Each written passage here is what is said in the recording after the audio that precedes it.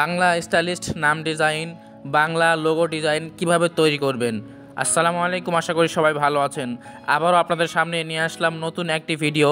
এই ভিডিওর মাধ্যমে আপনারা খুব সহজেই আকর্ষণীয় নাম ডিজাইন এবং লোগো তৈরি করতে পারবেন মাত্র 5 মিনিটে। বরাবরের মতো আমি আছি Masum Billah from Masum tech 46 YouTube channel. তো চলুন কথা না বাড়িয়ে ভিডিওটি শুরু করা যাক। অবশ্যই আপনি যদি আমার চ্যানেলটি সাবস্ক্রাইব করে না থাকেন, সাবস্ক্রাইব করে নতুন নতুন ভিডিওর জন্য আমার চ্যানেলের বেল আইকনটি বাজিয়ে দিন। তো চলুন কথা না বাড়িয়ে ভিডিওটি শুরু করা যাক।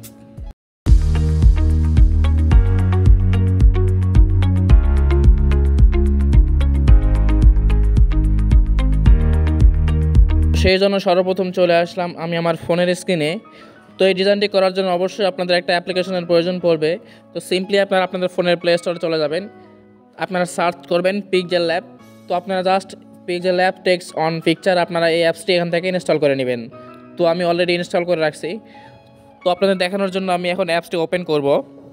তো অ্যাপসটি ওপেন করার জন্য আমি আমার মুড ভার্সনটি ব্যবহার করতেছি। আপনারা চাইলে এই ভার্সনটি ডাউনলোড করার জন্য আমার ফেসবুক পেজে মেসেজ দিতে পারেন।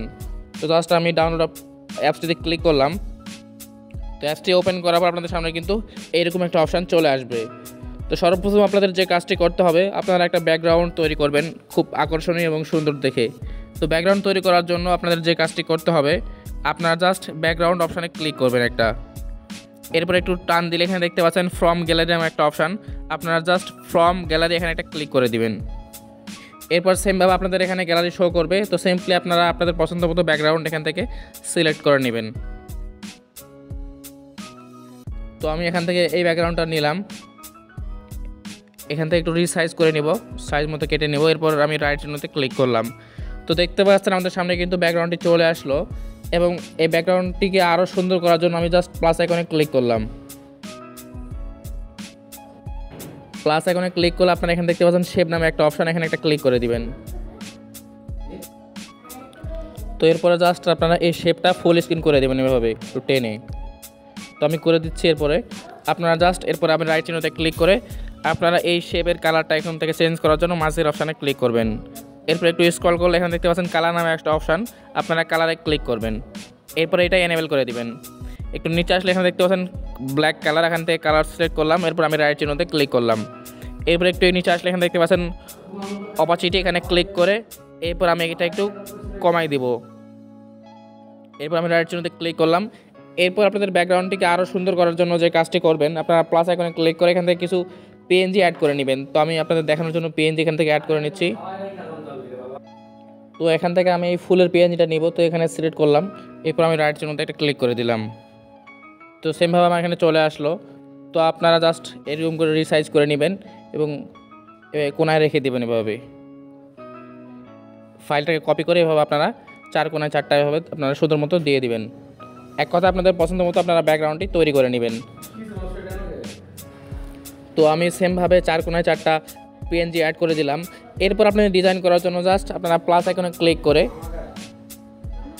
আপনারা টেক্সট অপশানে ক্লিক করবেন। এরপর এটা একটু নিচে আসবেন। এরপর আপনারা এখানে ডবল ট্যাপ করবেন। এরপর আপনাদের নামটা আপনারা এখানে লিখে দেবেন বা লোগো এখানে লিখে দিবেন। তো আপনাদের দেখানোর জন্য আমি জাস্ট লিখলাম মাসুম। এরপর আমি রাইট চিহ্নতে একটা ক্লিক করে দিলাম। এরপর আমরা একটু লেখাটাকে বড় করার জন্য আসবো এই আইকনে।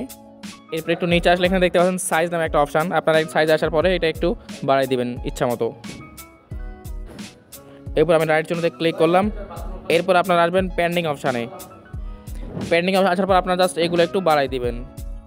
এখানে কিন্তু আর কোনো কাজ নেই আপনাদের, আপনারা জাস্ট চলে আসবেন আপনাদের কালার অপশানে। তো এখানে আসার পর এখানে দেখতে পাচ্ছেন উপরে কালার, এরপর নিচে দেখতে পাচ্ছেন গার্ডিনেট। আপনারা জাস্ট এখানে ক্লিক করে আপনাদের পছন্দ মতো কালার আপনারা এখান থেকে সিলেক্ট করে দিবেন। তো জাস্ট প্লাস আইকনে ক্লিক করলাম। এরপর আমি এখানে কালার অপশানে ক্লিক করলাম। এরপর এখান থেকে আমি এই কালারটা সিলেক্ট করলাম। এরপর রাইট চিহ্নতে ক্লিক করলাম। এরপর আমি উপরে দেবো সাদা কালার। তো সেই জন্য আমি সাদা কালারে ক্লিক করে এখান থেকে আমি ফ্রেশ সাদা নিয়ে নেবো এখান থেকে। এরপর আমি রাইট চিহ্ন অর্থাৎ ওকেতে ক্লিক করলাম।